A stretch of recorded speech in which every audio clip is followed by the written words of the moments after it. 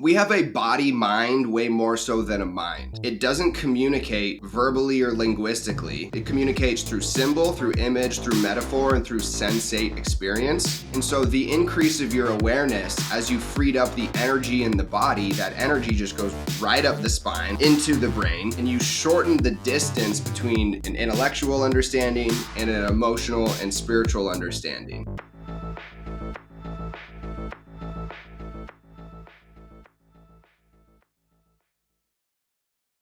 Bro. David. Good to meet you, man. Good to meet you as well. You just got back from Mexico? Where were you? I was in Cancun for the last 7 nights. Yeah, you tweeted out you were at a meditation retreat. You retweeted. I retweeted. I saw that about a meditation retreat. I can't even say it. That's amazing. And I'm a former actor. That's a tongue twister. How was it? Yeah, it was remarkable. 35 hours in 7 days. I don't have a massive amount of meditation experience, at least not in the classic sense. My meditation is usually much more based in movement. So this was new for me for sure, and I was blown away. I was blown away by the experience, 100%. You said, I've never been more convinced that the odds of our sensory reality reflects actual reality are zero. I think I know what that means.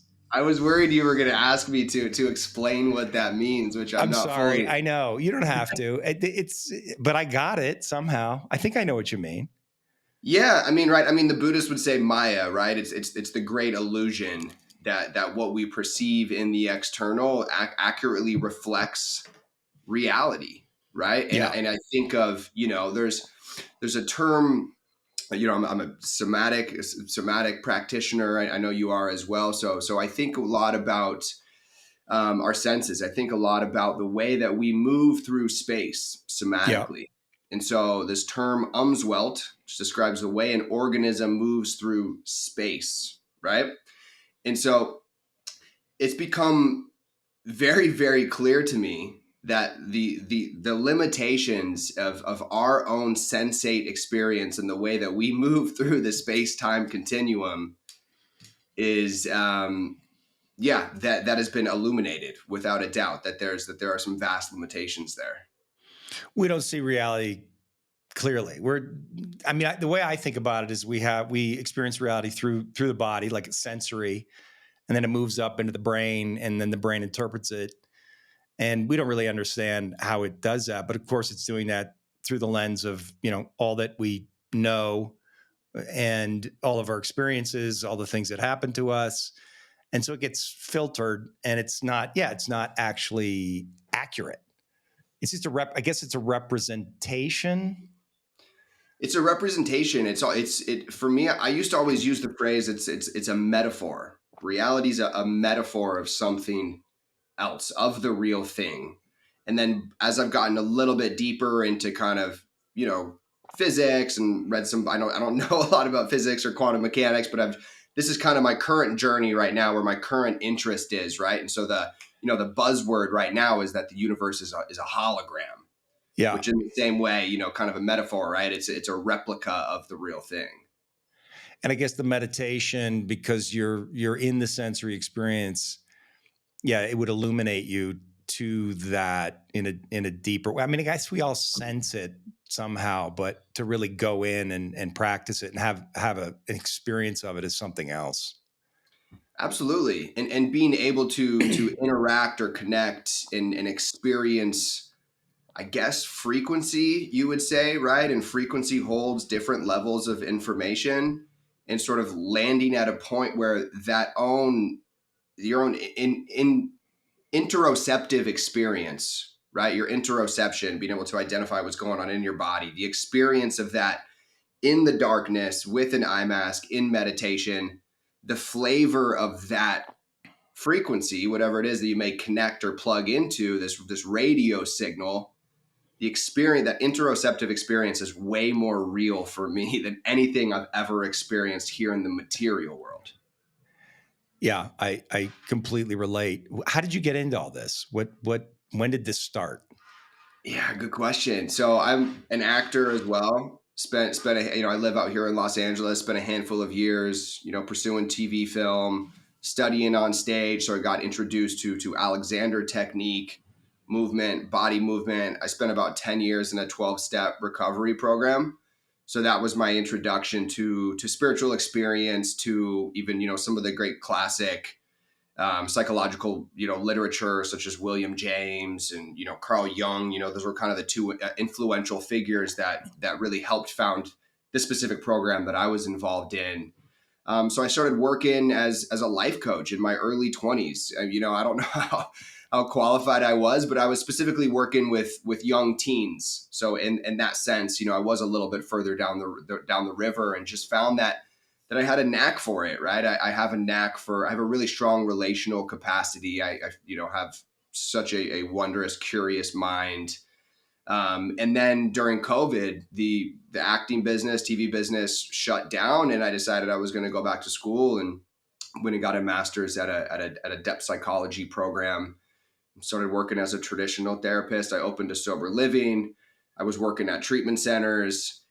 And then simultaneously, I sort of saw some things within the classic sort of treatment model that didn't really sit well with me. And so I wanted to find an avenue where I could pull from my skill set as a coach, as an athlete, as a storyteller, and the clinical training, the ethical training as a therapist, and hopefully carve my own path and do something a little bit different that solves some big problems. What didn't sit well with you? Yeah, the inauthentic nature in how I was encouraged to treat, to diagnose, to angle everything towards specific. I was going to say evidence-based stuff. It's important to have evidence-based modalities, right? I was required to write notes in a specific manner so that it would meet insurance standards, right? So that people could continue filling up their prescriptions, et cetera. And even just the basics understanding of the intersection of nutrition and biology and these different aspects. I mean, we're seeing right now with research within mental health and mitochondria, and Chris Palmer is, one of the leading psychiatrists at Harvard. He's on Huberman talking about he no longer really believes mental health issues are a psychological thing. Mitochondria maybe being the base of this. But I'm at a treatment center, and we're feeding these folks, Del Taco every single day, and wondering why they're not getting better, right? And then opening and running the sober living. I mean, that whole side of things gets really dark. I don't know if you know the recovery world or the treatment world, but people move bodies for sure, right? There's a price tag attached to each body. It's a business. And it wasn't for me, the holistic approach and understanding. And I felt handcuffed a little bit in that in places that I would want to start with a client or something. It was beyond my scope of competence, technically, right? And so I wanted to broaden my skill set and broaden my capacity to help folks as well. And so then you did what? So then I got online and started, sharing my ideas and sharing my wisdom on the internet, and was about 14, 15 months ago, was kind of blown away by, some of the reception and the feedback that I got. And so launched an online business. I run an online community where I'm obviously not giving therapy, but I'm helping people in a way that I feel is right and authentic and appropriate for me. And I feel like I planted my flag a little bit, and the people that are going to connect, they're going to stick around. So, well, I can see why you blew up online. Your writing is excellent. Your tweets are fantastic. They're tight. They're clear. And I've been in the somatic world for a long time, since I started my training, I guess, in 2010. Is that? No, somewhere like that. 2008 maybe. And you articulate the ideas in a very succinct and clear way, and it just seems like I don't know, maybe people are ready for that as well. Like I was kind of almost jealous when I started reading your tweets. I'm like, this fucking guy's nailing it, just absolutely nailing these concepts, and I could tell right away that you had a deep understanding and not only that, a practice. clearly that you were deeply engaged in a practice of it. Like you understood it not just on an intellectual level, but from your own experience. Yeah, we kind of cut out a little bit. I probably got like 50% of that, but it just to sort of, go off of the last piece that you said, Yeah. it 100% came from my own individual practice and my own exploration of just being at my wit's end of some of the traditional approaches that weren't working for me. Yeah. I found myself in a really tough spot in my early 20s and spent a long time trying to pull myself out of those trenches and was disillusioned by a lot of the conventional approaches. And I was an athlete as well in high school, and the body has just been such a huge piece for me. I've always had a really strong, these are kind of two buzzwords in the somatic world, really strong interoception. I said that before. My ability What to is sort of that? Can identify. you define that word? Yeah, the interoception is your ability to identify your body's internal bodily signals. Mm. So, right, the basic one of those is just when you're hungry, when you have to go to the bathroom, right? But that rabbit hole goes way deeper. And then the other one, as an athlete, that I found, which was really helpful within my somatic work and with my clients as well, which is proprioception, which is being able to identify and feel the space just beyond your body, right? And so I believe that our body's relationship to the space that we're in is so indicative of our relationship to life. How are we moving through space? Are we moving through it slowly, fluidly, confidently, right? Is there erratic movement within it, right? And so, um, yeah. Yeah. Are you? I feel your passion for it, and you are an actor, and I assume that you have like a strong creative impulse, to express yourself. Is this satisfying that desire for self-expression? This work you're doing now? It absolutely is. Yeah. I think back to my very first newsletter that I put out whenever it was 15, 16 months ago. And right before I pressed publish, I started crying because I realized that this is what I've wanted for such a long time. I just want to share my ideas. I just want to share who I am, share my experience. I want to be a man amongst men and just give and generate. There is something so priceless about it and so nourishing. I think at times it's easy to kind of get lost in some of the metrics, and I've had to face some aspects of that or my own vanity or whatever it may Mm-hmm. be. But Carl Jung has this quote where he says, in something along the lines of an idea is the most intoxicating thing on the planet. Yeah. So I can just trust the ideas, right? Like coming online and writing and sharing my ideas, that was always my North Star, and trusting that the ideas have a life of their own. And it's Mm-hmm. not about me. It's not about me front facing on a podcast or a camera or whatever. It's about hopefully the ideas that I'm able to transmit through me. Well, yeah. I mean, I really relate to you. Just I know you. I don't know what you know about me and my story, but yeah, I was an actor for a long time, and then I was always curious about therapy, and I started in traditional therapy in my 20s, and then moved into Gestalt, which I found much more dynamic and interesting, and took me to deeper places. And then I found this type of therapy called core energetics, which is a Mm, somatic psychotherapy. It evolved out of bioenergetics, which I'm sure you're aware of. And doing it in groups was really powerful. That's where, I mean, I had an individual core energetics therapist, but it wasn't until I started doing it in groups that it really became interested in it. And I had all these profound experiences, and that's where all my my passion and my interest started to move to. But yeah, it was the same thing. I was a little disillusioned with traditional psychotherapy, sitting and talking. It's all in the mind, and that was useful, of course, because there are things to understand cognitively. There are patterns, mhm.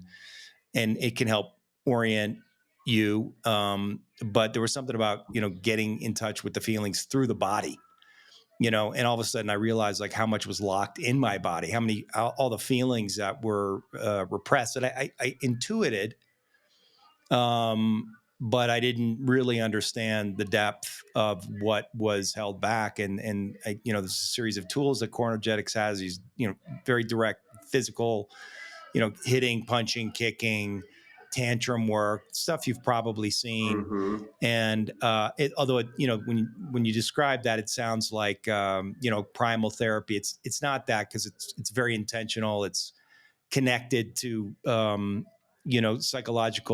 unconscious psychological intentions, and it just has a real interior logic to it. But I was shocked at how much feeling was repressed inside me, and how powerful the techniques were to help me liberate that, and how when I did liberate these feelings, when I was allowed to, or gave myself permission to feel them, which was scary as fuck, that it shifted my consciousness. Like I would have these realizations after the fact. So then it was like body leads to consciousness.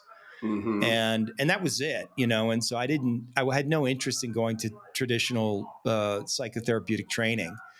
I thought about it, but I just found this teacher. She was just phenomenal, and I ended up doing her training program. But it does create an issue. It's I'm not a licensed therapist, but I feel like I got the best training out there. And it's this weird moment that I think a lot of us are in, and you're in this moment where it feels like traditional therapy has failed us in some way, and it's become dogmatic and political, Mm-hmm. and not that there's not a lot of great therapists out there, but something is changing, something's evolving, and it sounds like you're somebody who just like is at the vanguard of that. And I guess that's got to be, I don't know, an exciting place to be for you. Do you feel that you're on the edge of something? I do. I feel this emergent consciousness that is coming through so many of us. And it is a return to ancient wisdom combined with modern tech, right? It's kind of this, I call it this new wave healing, this synthesis of both. What I really want to say is that we have a body mind way more so than a mind, right? And so Yeah. 95% of our consciousness is subconscious. Yes. And this body mind operates autonomously. It doesn't communicate verbally or linguistically. It communicates through symbol, through image, through metaphor, and through sensate experience. And it holds basically the majority of our energy, right? And so the increase of your awareness as you freed up the energy in the body, that energy just goes right up the spine, right? Right up those chakras, the energy centers, into the brain, and just completely expands and broadens. And you shorten the distance between an intellectual understanding and an emotional and spiritual understanding. And I don't know what it is that we're seeing within traditional therapy right now that people are having an adverse reaction to. I'm very clear in psychiatry what people are having an adverse reaction to. Mm-hmm. And there is, within talk therapy, there is one component that cannot be replicated, and that is the relational component. Yeah. And it is a non-reciprocal relational component, which can't be replicated anywhere else. But when it comes to men specifically, I think men need something different. I don't think men really process and are as vulnerable face to face. I think they do it shoulder to shoulder, Mm. right? Through task, through tasks specifically, through shared goal, through mission. Yeah. I think that we've lost touch with initiation, with rites of initiation. I think we've lost touch with community, with roles that we have within community. So I wrote my thesis on male rites of passage, male rites of initiation, And I'm Mm. really interested. It operates in three phases.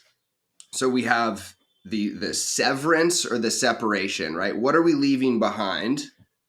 Then we have the middle phase, which is called liminality, which is where the ceremonial process takes place, this poetic action. And then we have the incorporation or the integration.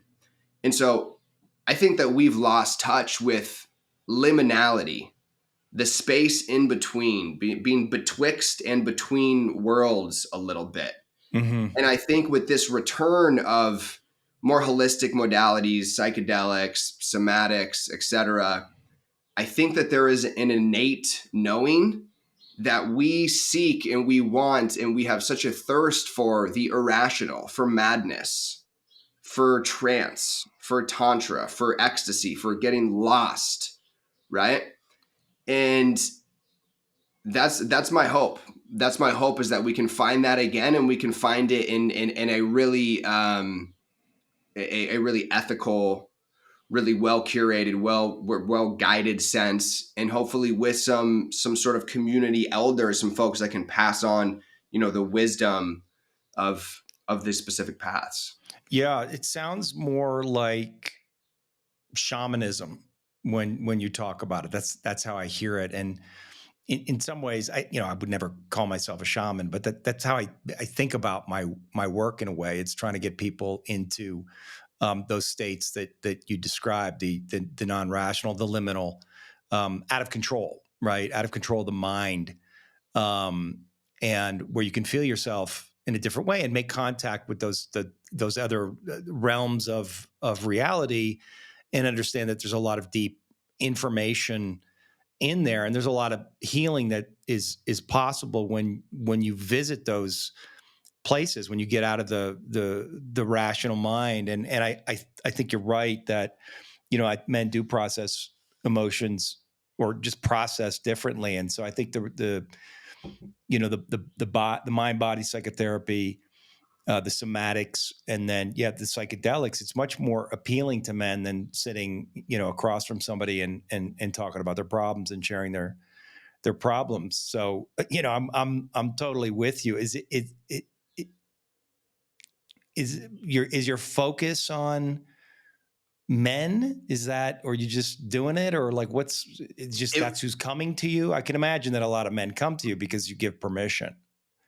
yeah, for the longest time, I that was my focus, was with men. And when I was working as a coach, I was only working with men, something that I was actually really, really conscious of, because I really understand transference, countertransference. I didn't want to open myself up to anything beyond that.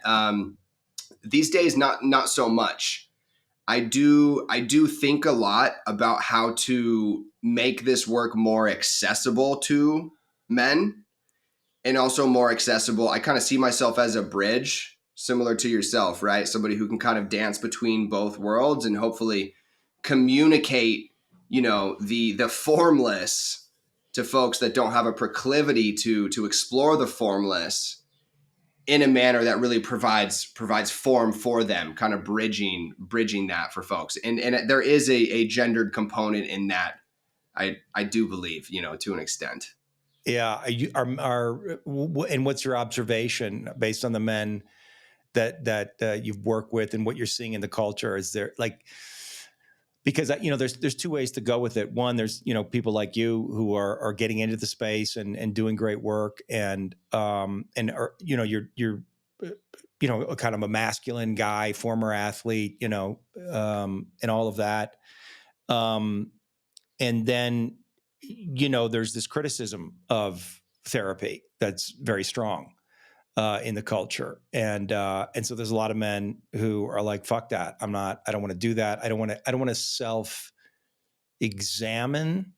I don't want to focus on my problems. I just want to move forward. If I'm focused on my career, or if I can work it out at the gym, or on the jujitsu mat, whatever it is. Where are you at with that? It's because I've spent a lot of time in self examination, and I came to the realization that it's a slippery slope to self obsession. Like, it's a never ending loop that you can be in where you're just constantly looking at yourself and examining your thoughts.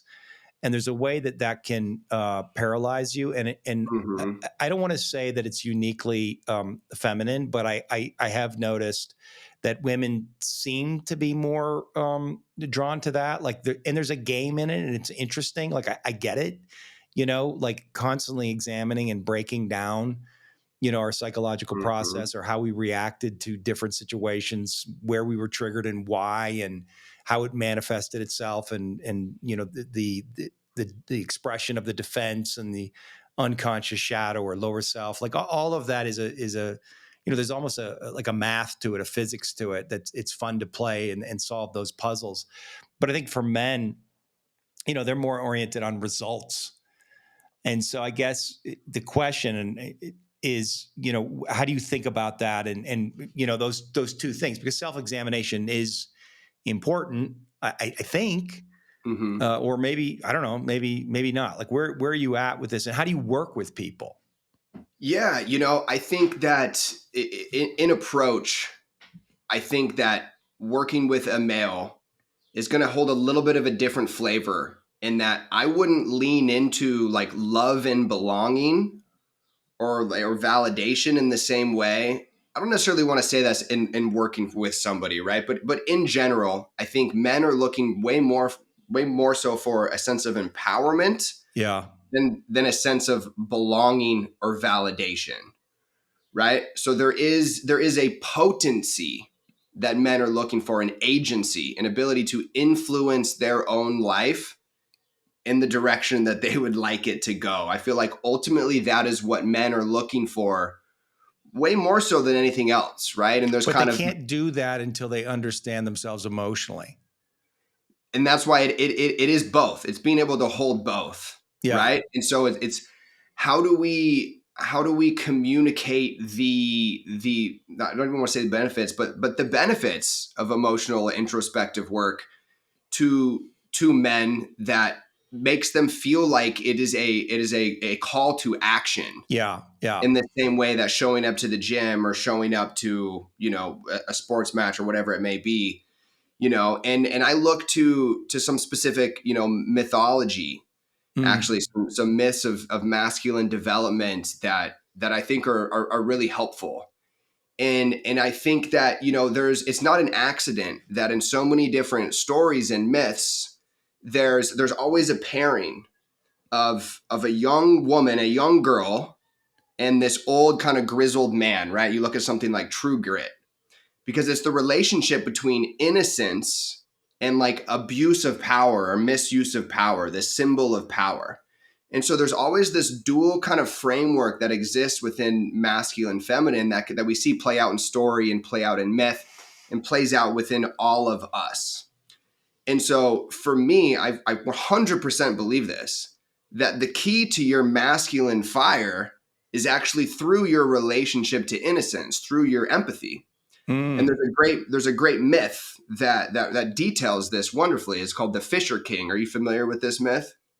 I've seen the movie. I don't know if the Yeah, myth the is. movie is funny. The Yeah, but movie it is was a long hilarious. time ago. No, Well, tell me about the Fisher King. I'm curious. yeah, so it's a medieval myth. And so when we look at these myths from a psychological perspective, we kind of look at them and understanding that each character represents a different sub personality of like the multiplicity, the nature of the psyche. Yeah, And so a like a lot of these dream. medieval myths, they're about like a kingdom of sorts. And so the kingdom is kind of our consciousness at whole, the totality of our consciousness.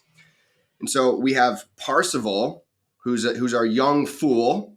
And a lot of these stories, and you look at tarot, right? It always starts with a young fool. And what is a young fool but somebody who's unconscious, who doesn't know something? And then we have our Fisher King. And so our Fisher King spends a lot of time in the water fishing. And the water is the symbolism for the unconscious, right? He's unconscious. He's literally in an unconscious place. And Parzival, young Parzival, stumbles upon the Fisher King. Here's the other really important thing, too, is that our Fisher King always has a wound. And he always has a wound in his like hip, in his thigh, more specifically in his sort of genitals, in his generative function, his sense of Mm, potency, he's not able to generate, right? He's infertile. And so in a metaphorical sense. And yeah. so Parsifal meets this fisher king. He doesn't know that he's the king. He sees him fishing, sees him on the water, and he feels this intuitive impulse to ask him, like, what happened to you? What's wrong? I see this wound. I recognize your pain. He has the impulse to lean in, but he snuffs it down and he decides not to. And as a result of that, Parsifal now goes on his whole hero's journey, right? He rescues fair maidens. He battles a dragon. You know, he's got to battle the Red Knight, which is the red representative of power. Goes through this whole quest until one day he comes back to the kingdom and he sees the Fisher King again in the same spot, just fishing, same wound. And now this time, Parsifal knows suffering. He has a wound of his own. So he asks him, what's wrong with you? What happened? And in that moment, the Fisher King is healed and the kingdom is restored to balance. So this myth informs us that empathy is actually the key to unlocking our masculine potency and fire. Interesting. Yeah, it's one of my Empathy. favorites. Yeah, that's great. And and I guess the when I hear that, the empathy, but also it's the recognition of the wound. It's just the acknowledgement of the wound, like that somebody sees it. I mean, I see that a lot in the men that I work with. There's so much relief, especially the young guys, when their wound is their pain, their disappointment is recognized when, and Mm-hmm. they probably don't even, most of the time, don't even recognize it in themselves. They have some notion, or it's, they have some symptom that's playing out and they don't really know what's going on. And that's why they I come lost to you me. again there a little bit, but you're back. Okay. They Yeah. have I think some, you were saying that, pain is the great equalizer in some ways. well, I was saying that, like, that the men who come to me very often, I mean, especially the young guys who don't yet have a lot of consciousness, but they have some issues, right? Some anxiety, some frustration, or some feeling of, I don't know, helplessness, and they don't really know what's going on. And when I hear their story and I point them to their pain, just the recognition, the acknowledgement, like that it's finally seen. Like, I see their pain, I see your pain, and yes, I have compassion, I have empathy for your pain. And in a way, it's almost enough, right? Like, just that recognition to know that you have it.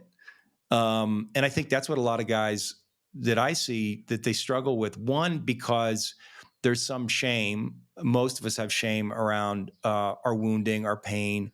It makes us feel deficient. It makes us feel weak. And so we want to push it away. We don't acknowledge it. We don't want to come into contact with it. We kind of want to compensate and override it.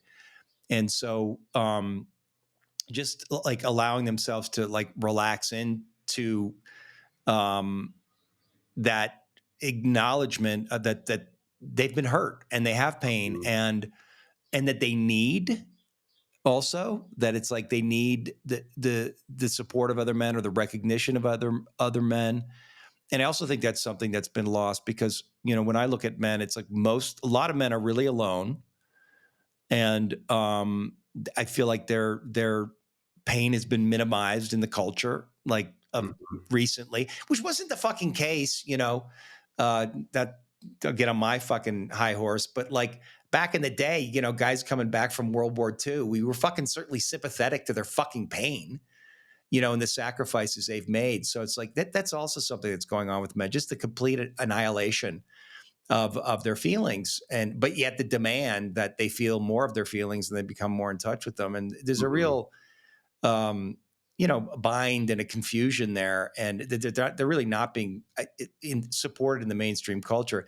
And yet there's people like you and me and many others that seem to be coming in through the cracks, and filling this void in some way, I guess. And this is, I guess, the question is, what happened for you, like, in your life, that drew you to heal yourself? Like what was the impetus? What was the pain from your childhood or wherever? Like how did you find yourself here? Yeah, great question. I'm an incredibly sensitive human being, and that in all capacities, right? I'm sensitive to light, to noise, to sound, to people's Yeah, energy, to my own emotions, whatever, right? My nervous system is incredibly sensitive. And I'm incredibly sensitive to inauthenticity. I'm incredibly interesting. sensitive to falseness, to fakeness. And I think like, I had such a propensity to point it out at a young age, and like, oh, that doesn't make, what do that just kind of, the fabricatory nature of society in some ways Yeah, was super sensitive to. And so as a result of that, I think I felt separate from. I think personally, and this may get a little too esoteric, I think that I have such a longing for wholeness, right? And so now we're in this sort of fragmentation. We're separate from one. I think innately deep down my soul knows that wholeness, and is in many ways has so much grief around the fact that I've left it. yeah, But knows that I'm here for a reason, right? And I don't want to go too deep into that, but to get a little bit more specific, when I was 16 years old, I blew out my knee twice within 10 months, right? There was a chance I, could have potentially played college ball, for two different sports, both tennis and lacrosse, right? I was a really, really good athlete. My identity was connected to my athletics. Boom, that was done. That was over with. That's when I started to get on stage. That's when I picked up a guitar. hmm. Um, I experienced some death at a younger age when, like I walked in on a close friend of mine who had overdosed on heroin at 21 years old, and had to clean that up and call his mom and go through that process. And I experienced some sexual trauma at a young age, right? So there were a lot of life experiences that forced me to go inward, and that manifested in ways that are both good and bad, right? It Hmm. allowed me to curate this really strong sense of self, but it also facilitated, which has always been one of my kryptonites, which is just this sense of escape, not wanting to square up and show up to the world. um, but I have a massive container for feeling, for my feeling function, Hmm. for emotion. And I've thought a lot about that. Like I've spent many hours banging my head against the wall. Like, why? Like, why did you give me this brain? Why did you give me this heart? Why, why did this happen to me? Why? And it's all relative, right? I Yeah, mean, like the worst thing that's happened to somebody is the worst thing that's happened to somebody. Ain't no victims here. That's for sure. For me. yeah. But Um, and our pain is real. and our Like the pain is things that real. happen to us are fucking painful. Super painful. Super painful. Yeah, I appreciate that.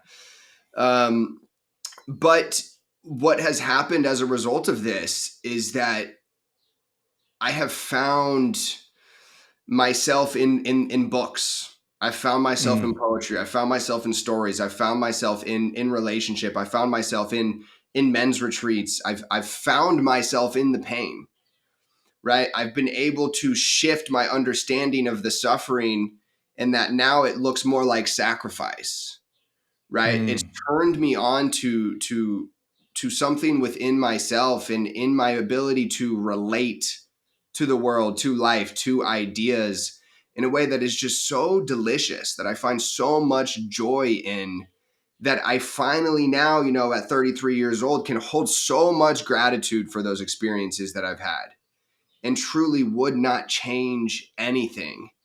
And, one of my kind of taglines that I like to write about is, this idea of turning your wounds into wisdom. And I really, really believe and understand that, like the Fisher King, that the wound comes, like the lack of potency comes before potency. And it's only through going into the wound that then do we get to experience true wisdom and the magic of what's available on the other side. Has this changed your relationships? This new awareness, this passion, this commitment to your path. I mean, you were a athlete and then an artist, and now you're a therapist. Is Yeah, this well? I know for me, when I started going down this road, it's like you start to see the world in a different way. And it can be a little alienating to those around you or those from your past. yeah. I've had to walk through that, absolutely, right, and I've had to understand that people meet different needs, and not everyone Yeah.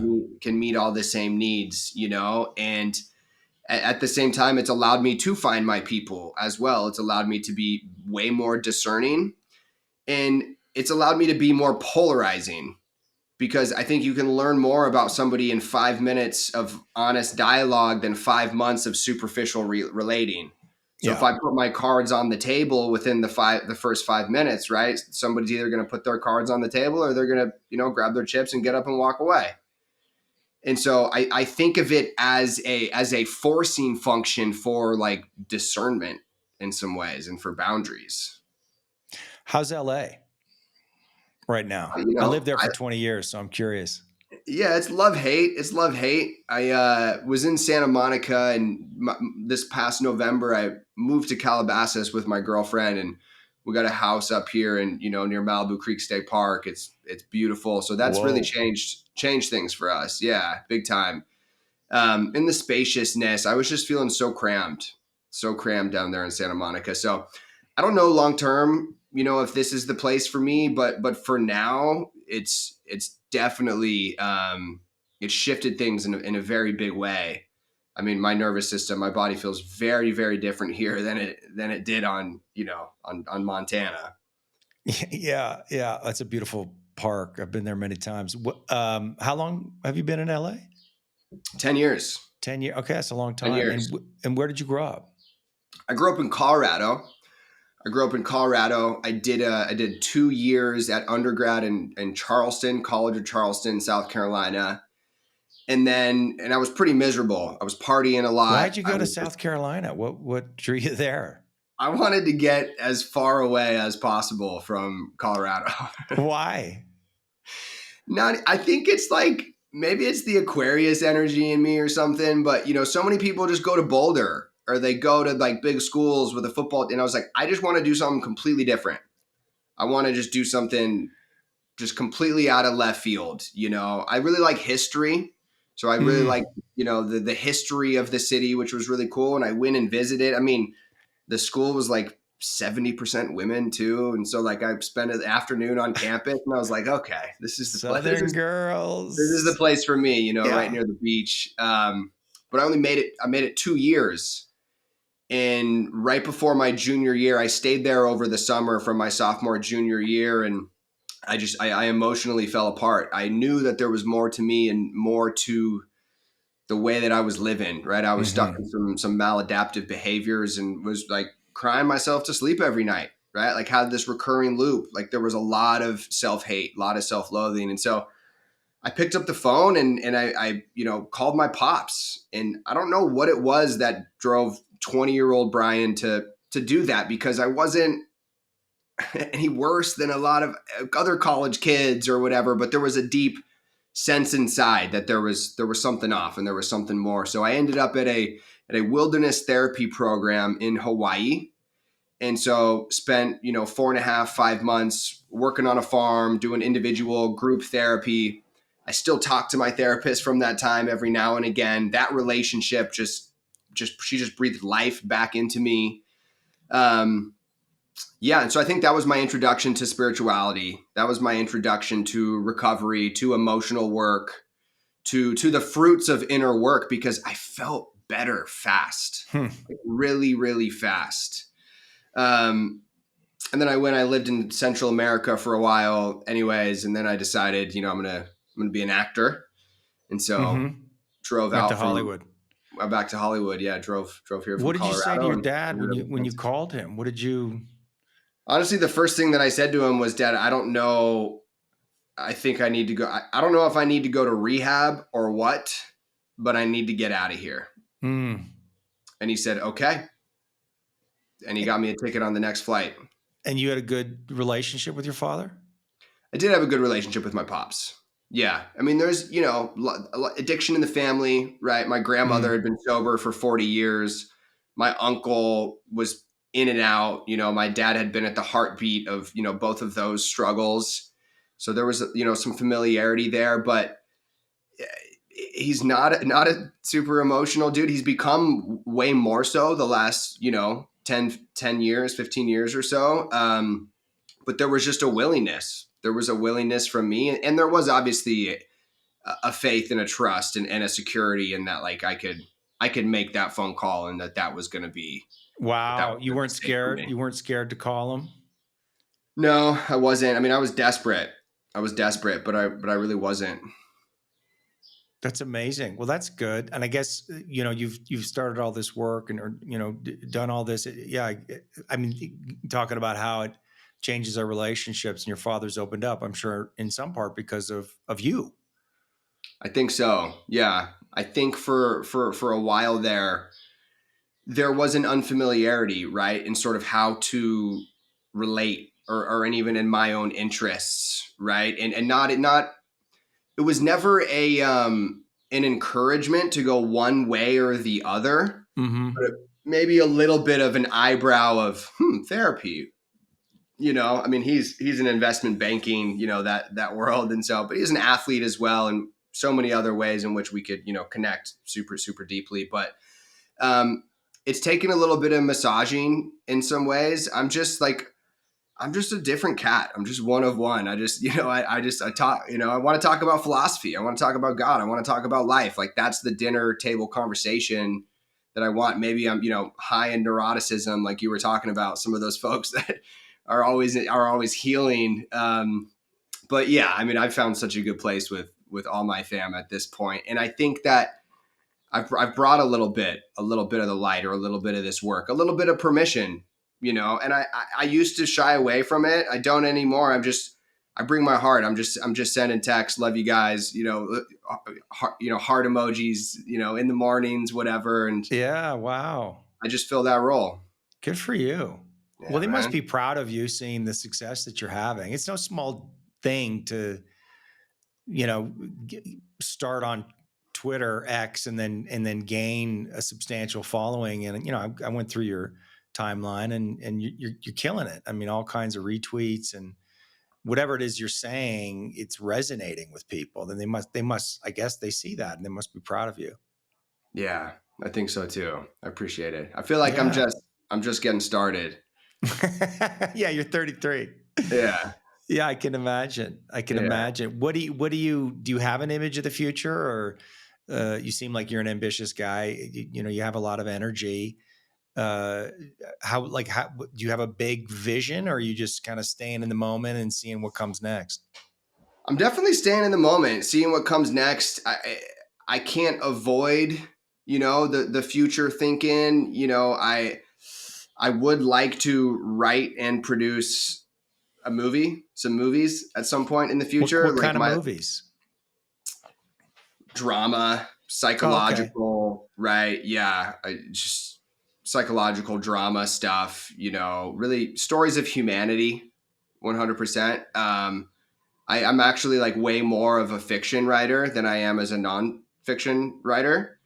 So I'd like to continue down that path and see what comes of it. I'm back in acting class right now. I've been auditioning, just been having fun with it. That's all good stuff. But retreats are in my future for sure. Men's work. Mm-hmm. Ultimately, right now, it's I got some bigger ideas and some stuff that I'm kind of got lined up for the next year or so, some bigger projects that I'm hoping to get out in the world. And like I said, I want to see how far my ideas can take me and whatever that looks like. I'm looking to kind of jump platforms right now and start focusing on Instagram and Threads.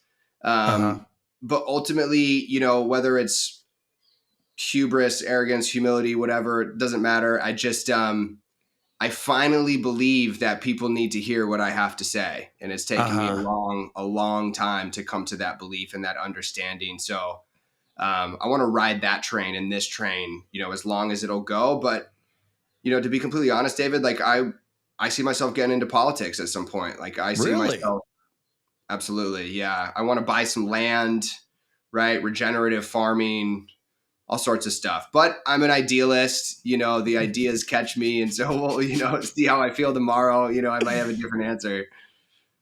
Yeah, that's funny. What do you don't have to get into this, but when you say that you're curious about or you have ambitions to get into politics, maybe, what do you what's your take on what's going on right now?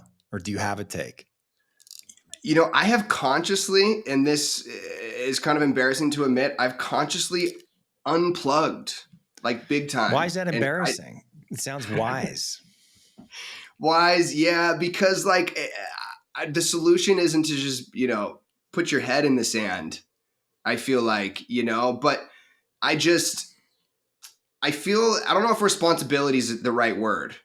I feel a calling of sorts to help shepherd in a new paradigm in Mm. many different ways, in many different capacities.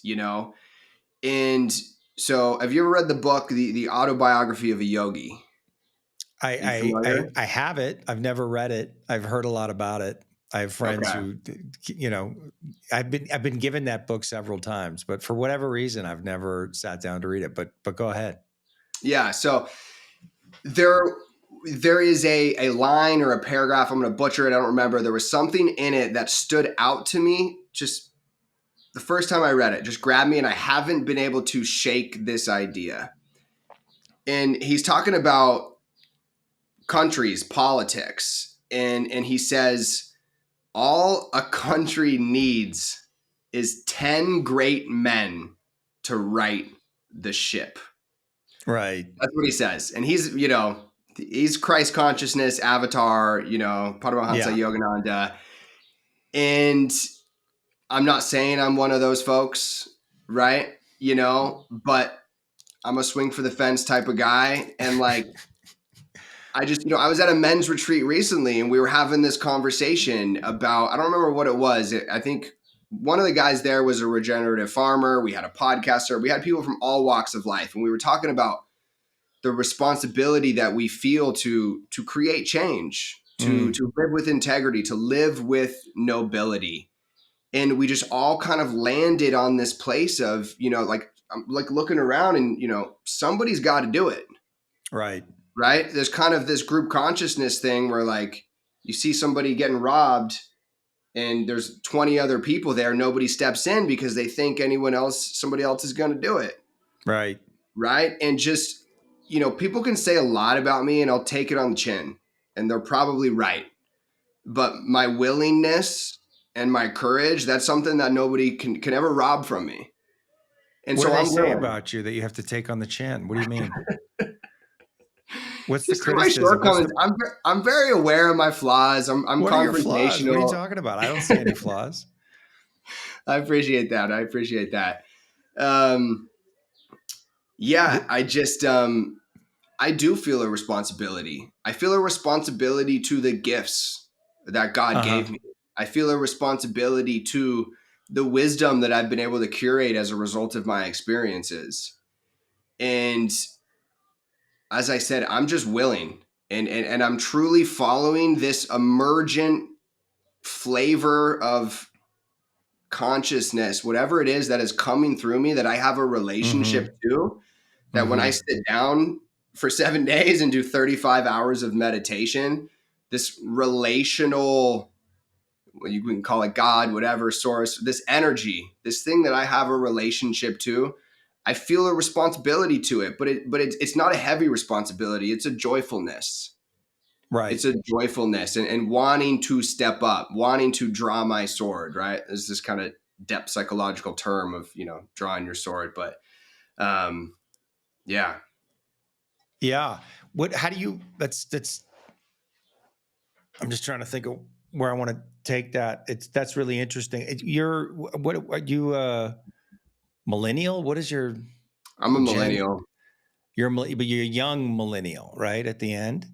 No, I'm actually closer towards, I think the cutoff, yeah, young. The cutoff is like 97. I was born in 92. Oh, is that the cutoff? Okay. Yeah. I'm on the back Okay. 9, but closer to the middle. Yeah. Yeah. Well, it's interesting for me because, I'm 55 and none of this shit was going on when I was your age. Nobody, I mean, it was going on obviously in the 60s and the 70s and Esalen and, Mhm. all of that, but it wasn't on Instagram everywhere.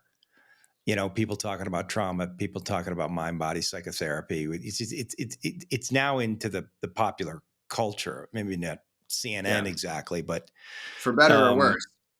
yeah, for better or for worse. Obviously, there's a lot of bad advice and distortion and grifters and all of that. I mean, that's unavoidable, but it is interesting that it's out there and more people are talking about it.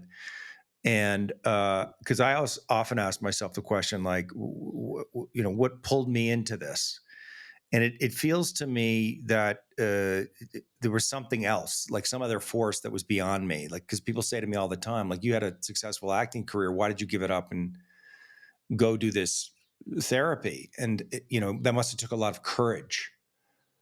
And my response is, courage. No, I just fucking followed what I'm interested in. Something was pulling me Mhm. and that I couldn't avoid. It was like I was just in the flow of this very powerful force and that I had no choice. And I guess, I'm saying it because I have this intuition that it's obviously it's not just me, it's you and it's a lot of people, that there's something happening um, in the culture on the planet.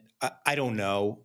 I don't like to be too grandiose about it or precious about it, but Mhm. consciousness is evolving all the time, and something's happening where um, the old system, the old way of being, which is in the material world, but also in our own psyches, like the patterns that we've been running, the orientation that we have to the world that was necessary um, for our survival, right? But now that we're Mhm. kind of out of survival mode in some way, we're on the verge of really massive abundance where we can feed the world, and there's going to be very cheap energy. Like this, it's a kind of revolution that's would have been unthinkable 200 years ago when there was mass poverty and disease, and so it opens up the space for like something new to emerge, and it just feels like there's some force, there's some pull that's happening. I remember the first time that I drank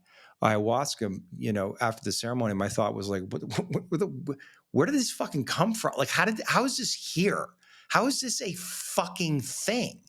And how did Uh, they find it? How did well, how did they they find it? Yeah, the miracle of that, and the shamans will tell you that the plants told them Mhm. what to do, because obviously it's a combination of two different plants. But it felt to me that it's here for a reason. This isn't some random thing. Like it's here to help us evolve our consciousness, and it's coming into prominence and popularity now. And again, for better or for worse, but for a Mhm. reason. So I guess yeah, it's not really a question, but it's like, yeah, there's something bigger happening. That's and our egos get involved, and you're a young guy, you want to make your way in the world, you want to prove yourself, you want to express yourself, you want to plant your flag, and fucking here I am, and this is what I'm doing, and that's all real and good. And there's something else happening. That's my feeling. Do you feel that as well, or some version of that?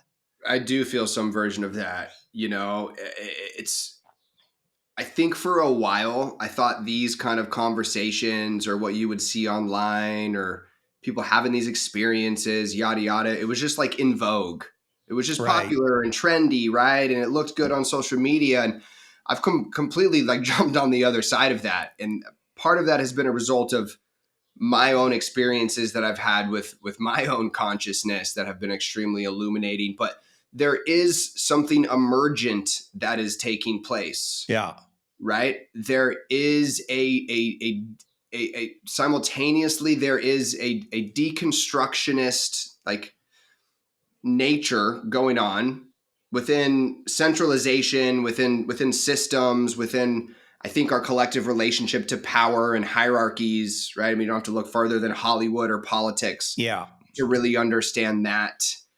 Um, in and I have a little bit more maybe than you do with boots on the ground a little bit with the younger generation or even some of the Gen Zs, etc. And like I'm blown away by what comes out of their mouth, or and where they're at intellectually, spiritually. And I don't know if that's a result of access to more information or whatever, but I do believe that consciousness in its own way, it seeks novelty. I keep using this Mm. word emergence, right? But Mm-hmm. it folds on top of itself, right? Now, don't ask me to explain that. It's simultaneously like dying into itself and folding on top of itself, and it really seeks this intersection of novelty and complexity, right? Mm. So our left brain of seeking the complexity of really driving to understand, and the right brain the synthesis of or the novelty of the new exploration. And it feels like kind of throughout history, right? You look at, I mean, one of my favorite kind of examples of this is there was something happening. I mentioned the connection between Carl Jung and Bill Wilson in like the 1930s, right? And so, and then you even look at uh, different ancient civilizations, etc., right? Having different symbols, pyramids, all sorts of stuff kind of at the same time across different geographic locations. Yeah. They weren't in communication with each other. They're receiving information from something. Uh-huh. From frequency holds information, right? They're receiving information. I kind of lost my point here with Jung and Bill Wilson. Anyways, I lost you. Are you there? I'm here. Oh, there we go. So there's no source detected. It's my Starlink. I guess it's not as good as I want it to be. It's usually pretty good. Anyways, what I'm saying Frequency is holds that information. I love that.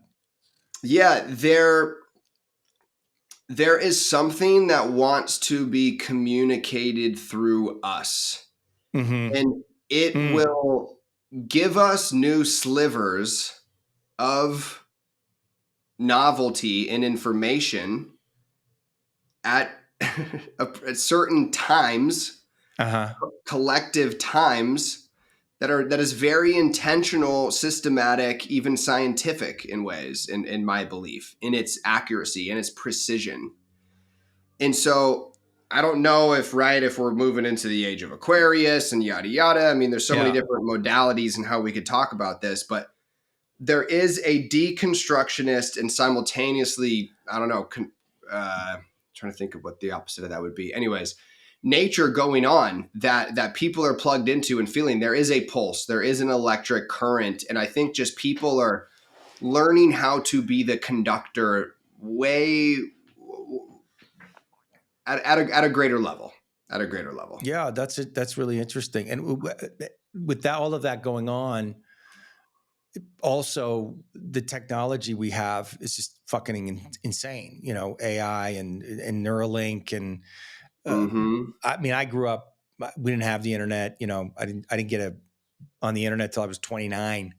But you grew Wow. up with the internet, and so must have a different relationship to technology than I do. And how do you think about all this psycho-spiritual consciousness conversation in relationship to the emerging technology? And do you have fear about transhumanism, or is it all connected somehow, and that the technology is part of this emerging consciousness, and somehow it's all going to blend together in some beautiful, harmonious way and take us to the next level? I lean towards the latter. Mm. I think in us being a aspect of nature, and our tech being an aspect of us, in some ways it is a byproduct of nature, and it is a byproduct of consciousness, right? And we can actually impact technology through attention and through consciousness, right? I mean, there's the famous study of, I think it's Piaget or whatever. Do you know the study of the young chicklets and the what's the word? So anyway, so when a young chicklet is born, it immediately latches onto its caregiver, its mother, right? And it kind of Yeah. mirrors and follows it around. There's a word I'm looking for right now that I'm struggling with. But anyways, they placed a random event generator in this room, right? Just all ones and zeros, random events, and how it would move. Completely separate from these chicks. Mm-hmm. And then imprint. They had the chicks imprint itself onto this machine, this random event generator. This was in like the 30s, this study. And the chicklet's intention, right, to connect to this random event generator actually impacted how it moved, Yeah. right? Do you know what I'm talking about? I know exactly what you're talking about. I mean, I read all this. I read Lynn McTaggart's The Field, and then her subsequent book, The Intention Experiment, and she gets into all of this stuff and how intention, which is what it is, the desire to connect, intention actually affects a random number generator, a machine, and can take it out of random, which is incredible. Incredible. Yeah. Incredible. Yeah. And I also don't think it's an accident that as we're seeing AI and there's a lot of this kind of fear and hysteria right now, that there's also this other technology that is really kind of coming to the forefront, which is, the greater technology of our consciousness. We're looking at remote viewing. Yeah. I mean, you're looking at even some of those documents that, that got put out there from the CIA, Project Gateway, and being able to astral project, and, them validating, the non-locality of consciousness, the bilocal nature of consciousness. Yeah. And all sorts of this stuff. I don't think that's an accident, personally. You don't think it's an accident that this science is coming out at the same time as we're becoming more conscious? Is that what you mean? Exactly. More aware of our technology. Right. I understand that they're one and the same. They're happening as we evolve consciously. We create technology that matches that evolution. Exactly. Yeah. Exactly. I think AI, like people are AI is awesome. I use it all the time, but it's a pattern recognition machine. It's not conscious. It's not intelligent. Yeah. It's and compared to the fucking human mind and human consciousness, it's a toy. Mm-hmm. That's how I see it. It's useful, but it to me, all of this technology, like being able to, send a message across, time and space instantaneously across the world. You don't think we can already do that, bro? With our mind? Like, exactly. It's just like, obviously we can fucking do that. And it's the same with, it feels to me that the technology is just really, really reflecting back to us who we are, and that it's all going to kind of converge in this moment. And we're going to see that,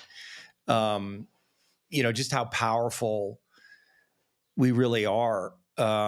Yeah, that's interesting, because it is. I mean, naturally, there's a place where when change is happening, and because of the change that this new technology is bringing, there's a natural fear and resistance, because something is being lost. Something, it has to be lost. Something is being given up. Things we're attached to, ideas, that we have about the nature of what it means to be human. But the technology, we've created it, and so it's an expression of our humanity, and it's not separate from us. I remember having this conversation with one of my teachers saying, "There's, the iPhone is as natural as the tree out there." And she went, "What the fuck are you talking about?" No, it's I'm like, well, humans are as natural as the tree. You would agree with that, and the tree has leaves, and we've created this iPhone. So tell me what the fuck the difference is.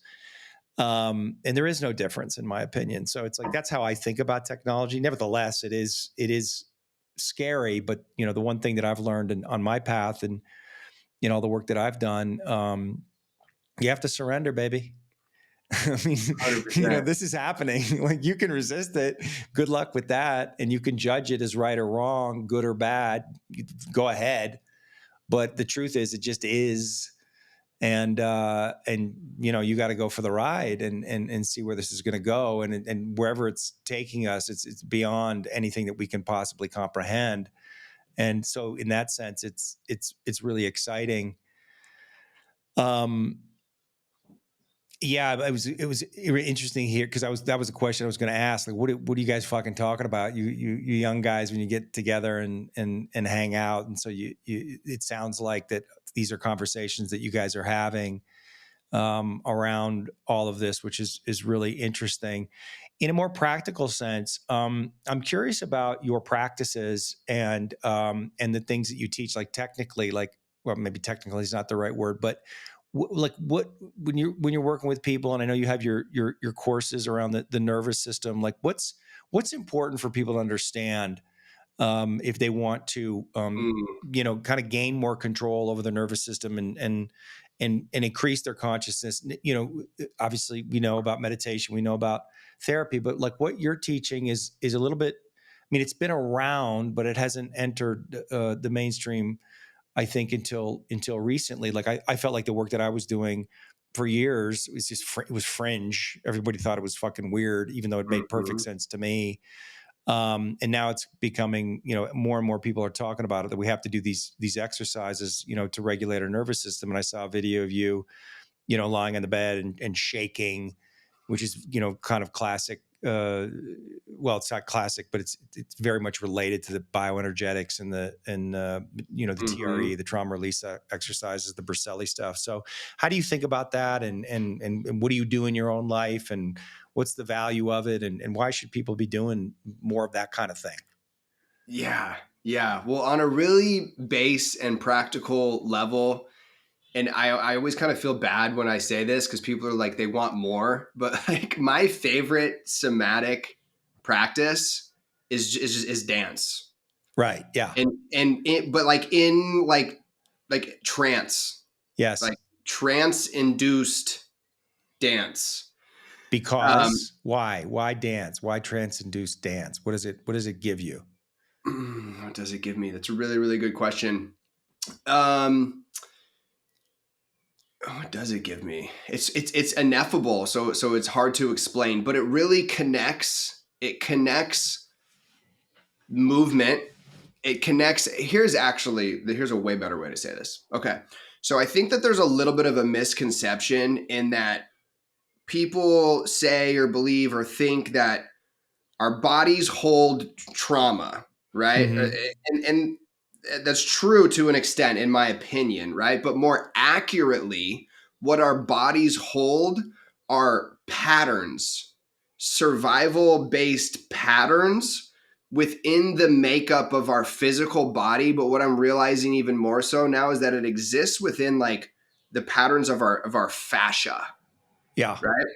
And what's not ironic, what's beautiful about the patterns of the fascia is that it really likes and manifests itself through spirals, which we Mm. see like in nature, some of these spirals, right? And so in you want to disrupt those survival patterns that exist that are frozen in the presentation of the nervous system, right? And so the presentation is just in the physical presentation of the body, Yeah. right? But the patterning is in a way deeper place on an autonomic level and within the fascia, sort of ingrained and hardwired in the way we move, in the way we stand, in the way we communicate, in the way we express emotions in our face, right? We Mm-hmm. hold a lot of it in our face. Mm-hmm.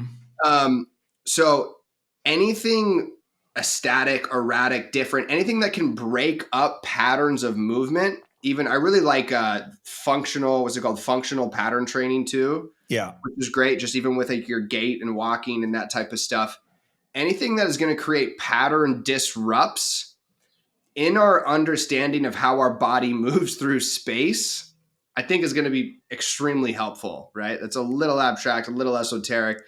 Dance is a fantastic way to do that. I mean, I somatic shake a Yeah. lot. And so when I do that, and to really bring in sort of the energy of it, right? So if our body is a magnet, we have our southern or south pole, which is our perineum, that root chakra, that pelvic floor, and the northern pole of the magnet really being our crown chakra. So when I'm doing somatic shaking, I'm getting in this kind of pulsating nature. I'm almost kind of trying to plug into the pulsate of a frequency, of like Yeah. wavelength in some ways. And I'm thinking about receiving energy from that South Pole, from the feminine, from Mother Earth, from the ground, up through my feet, right? Up through my ankles, my knees, all the way up that pelvic floor. I'm bringing it all the way up the spine. Yeah. And then I just want to release it through that yang, through that north. And I'm just somatically shaking, right? I do that almost every single day. Yeah. I love the TRE. I love David Berceli's work. I think that's super, super helpful to like facilitate the early phases of this process and get that initiated. I do implement some breath as well. And when I do breath, I have a very specific practice where similar, you see it in EMDR, where there's this principle of bilateral activation, which can increase coherence within the two brain hemispheres. So I don't do holotropic breathing in the way that Wim Hof, Iceman would do it or whatever. It's the same pattern of breath, but I'm not pushing for intensity. I'm more thinking of volume, diaphragmic strength, diaphragmic flexibility. And while I do that, I'm using some visual acuity within the 4 planes, right? Of our visual field, we have 4 planes here, 4 quadrants that correlate to different aspects of the brain. And so through your eye tracking, you can actually stimulate greater coherence within the 2 hemispheres of the brain. It's called bilateral activation. The woman who found EMDR, she discovered it while she was walking through a forest. And she noticed that her eyes were getting pulled into different aspects of the forest, and there would be little hiccups within her visual plane that were related to certain, I wouldn't know how to describe it. I don't know, certain experiences, memories, sort of intuitive nudges in ways. And found she was able to reprocess some of that through the act of this bilateral activation, and that would remove some of the hiccups within this visual plane that she was experiencing. So that is a foundational, that is one of my paid offerings. I have that. It's super affordable. That's a foundational, almost diagnostics tool that I use when I work with people one-on-one, because it's going to do a couple different things for me. It's going to inform me how much flexibility this person has in their ego, as in how much they're able to let go, how far they're willing to go, etc. It's going to inform, how much they're holding on, right? I guess that's a great way to put it. You can kind of just get like a baseline of where they're at. And it's also going to get you in a bit of a theta state, which is going to make your autonomic nervous system more prone to being reprogrammed in certain ways. I don't mean that in a gnarly like hypnosis way. No, I know what you mean. That's what we need, right? And so from that, then maybe I would step into something that's a little bit more along the lines of, David Berceli's work, or some aspects of Peter Levine's work as well. I'm not certified in somatic experiencing, so I'm, super mindful of that. Yeah. But then I have some fun stuff that I've kind of just made up on my own. And I found that it works really well with athletes and with men, because I've been able to fold it into my fitness practice, right?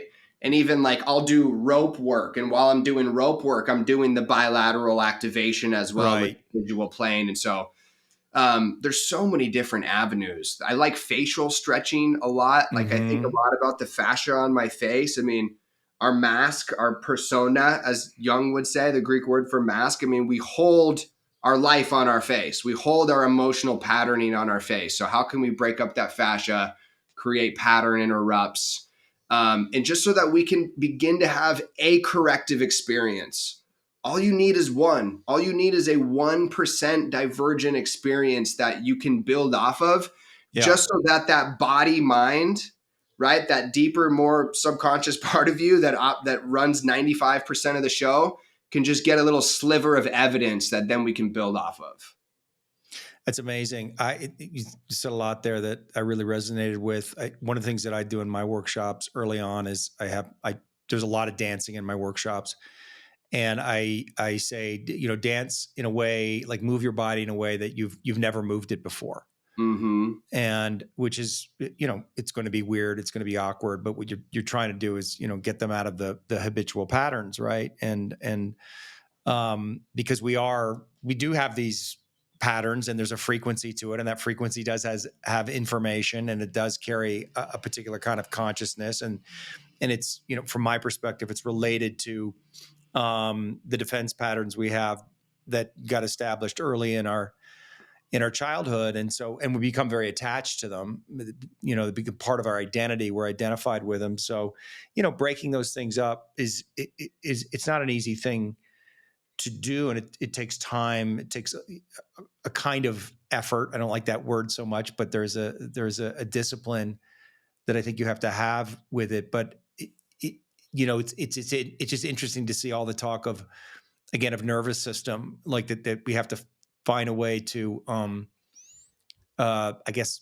what's the word, strengthen our nervous system, create more flexibility in our nervous That's system. it. Flexibility. Yep. Yeah, to be able to handle the energy. I know that's an overused word, but that's exactly what it is. Like emotions are essentially energy, and the way I see it, it's like when we allow emotions to run through our body, when we allow them to flow, when we express our rage or cry our tears or surrender to our grief, whatever it is, that if we can surrender to that, we can come back to a kind of homeostasis, just like, as Berselli talks about in the TRE. It's like when you see these, a gazelle is chased by a lion, and he gets away, and they lie down on the ground, and they just shake for 10 minutes, and then they get up, and then they're back grazing on the field. They're not looking around everywhere for the fucking next lion to come and chase them. They're not traumatized by the experience. So yeah, it feels like these practices are so important, and they're so practical as well. And especially for men. I mean, dancing and shaking is a little weird for some guys, but probably less weird than showing up at therapy. And I guess that's also the where we could probably relate. A big part of this is once you've discovered it, right, which you have and I have, and you feel like, well, everybody has to understand this, everybody has to be doing this, because you have to be aware that you're being run by your unconscious patterning and unresolved emotional issues, and your stiff, inflexible nervous system. And until you really understand that, you're not nearly as free as you think you are. You're making decisions out of compensation, essentially. But you got to sell people on it. You got to like, how do you get them in the door, and do these things that are on the surface can appear to be weird. Although I don't know. I mean, you put yourself out there, making a video on the bed shaking, that a lot of people could be like, what the fuck, this fucking weirdo hippie shaking on a bed. What the fuck is this? But I guess you have the courage and the commitment, and in a sense that that enough people out there are open to it and are getting it, that they're going to be drawn to that. Mm-hmm.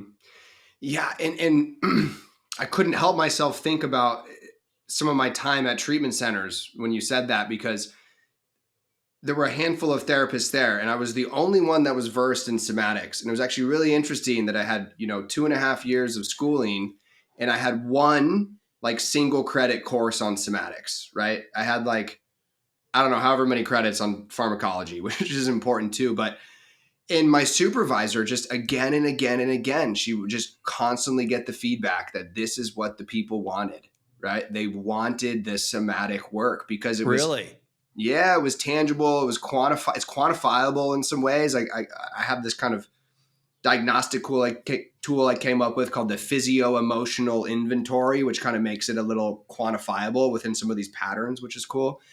And I had no intention of building a course on this or like having a platform based off of this or whatever. It was just based off of the feedback and the iteration of what was registering with folks. Interesting. That was it,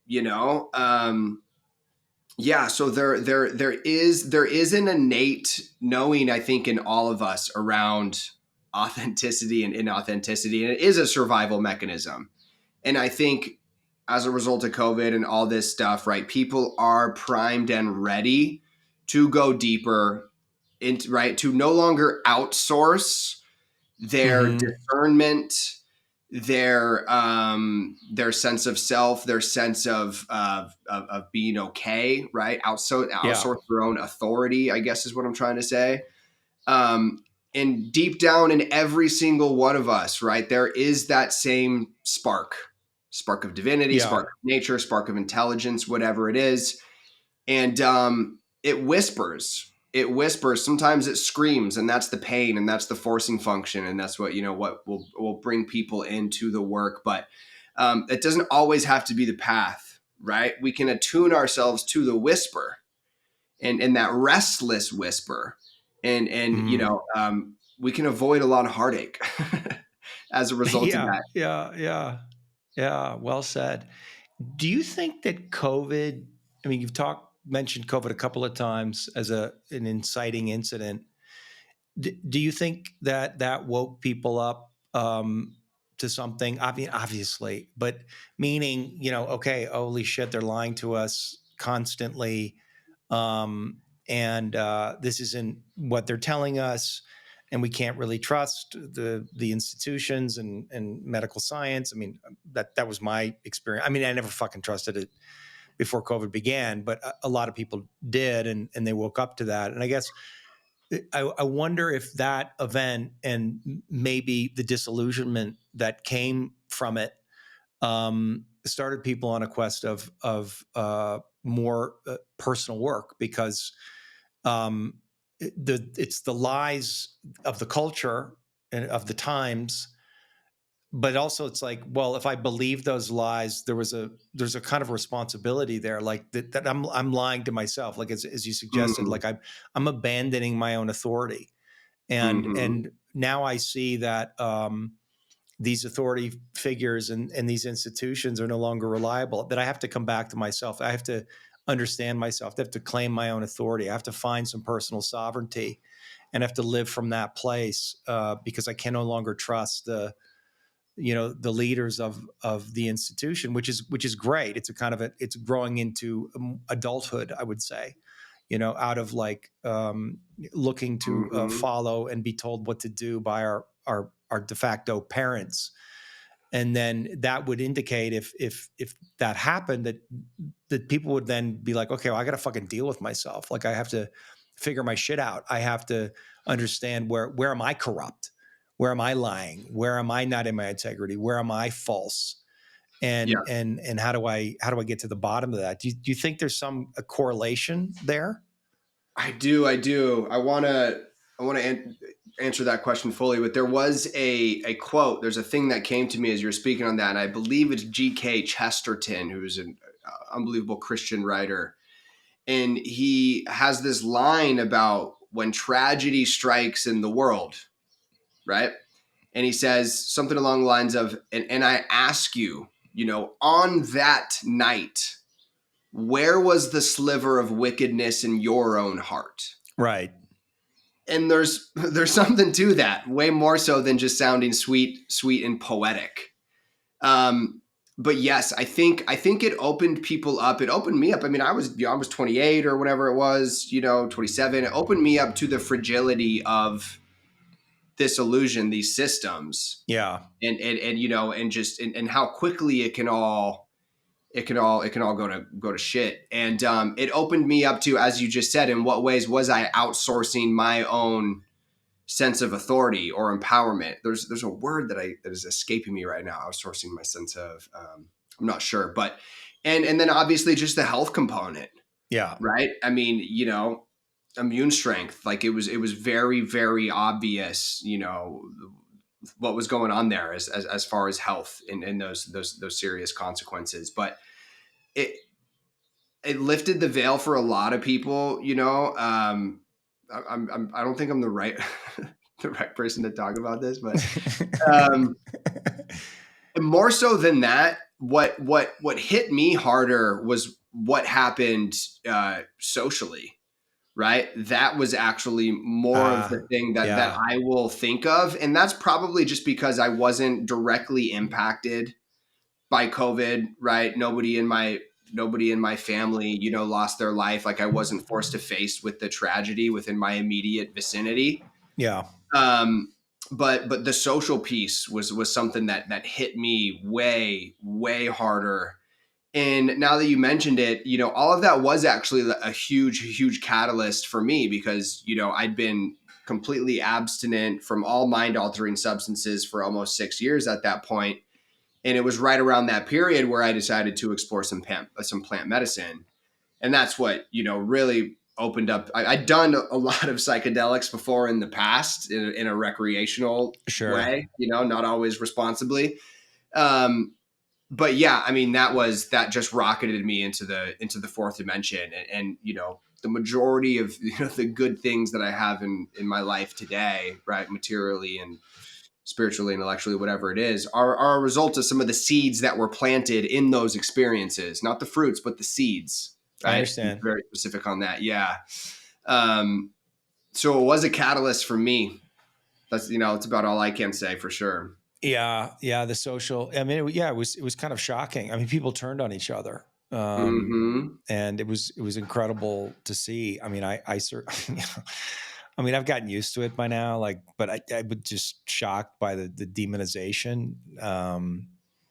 That's something died in me. Not just with COVID, but with Trump, the reaction to Trump back in 2016. I just thought people had lost their fucking minds. I was like, this guy's, what are you talking? He's a reality show fucking star. Like, he's Hitler. What are you talking about? And, I was like, you're buying this shit. You don't understand what's happening here. And it was people that I loved, people that I knew.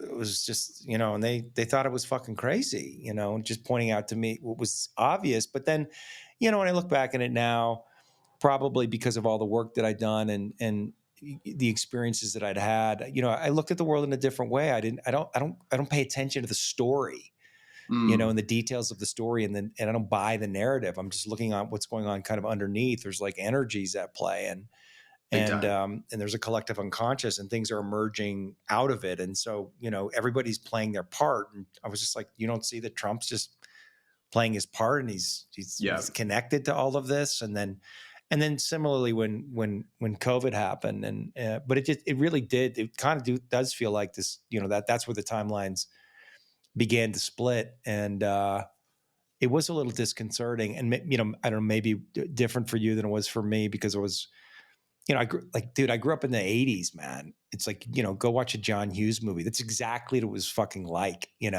People like talk about the 50s, or, watching Little House on the Prairie and the innocence of it. It was totally a fucking innocent time. And so to go from that to where we're at now and all this exposure is just, Mm-hmm. it's kind of shocking. I mean, I'm on the other side of it now, but yeah, it does feel like all of it is somehow connected, and that, that the work that you're doing, the work that I'm doing, and that it's like it's necessary. It's almost like the world needs guides right now to shepherd people through this liminal space, this period of transition and transformation, and this new this emerging consciousness. And I can feel as I'm talking to you, because I get in my own intuitive hits, when I'm talking to somebody, and I can feel with you, like, like you have this ambition, you have like a big vision. And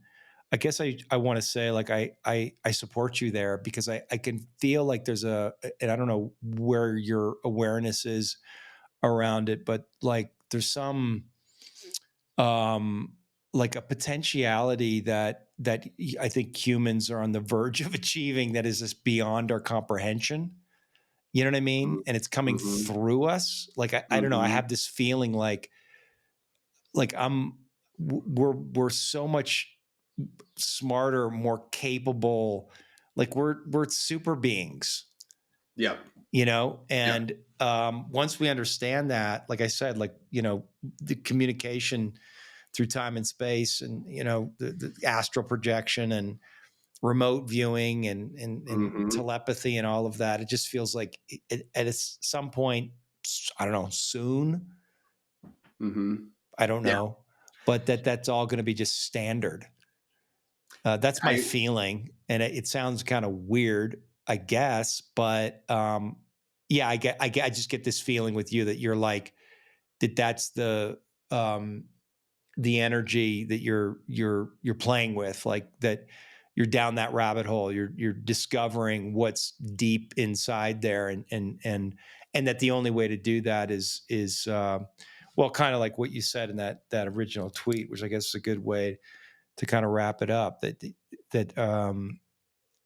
you've never been more convinced that the odds of our sensory reality reflects actual reality. Yeah, there's zero, and so the sensory reality and the identification with that and letting that be reality as opposed to the fiction. I think that's like, I guess that's where I'm trying to live.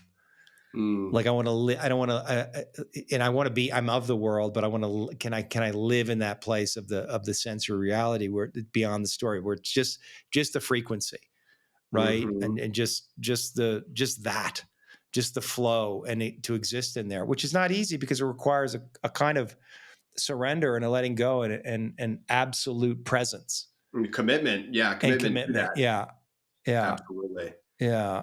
A commitment to that truth, right? That's, my girlfriend, she always says, her definition of love is a commitment to truth.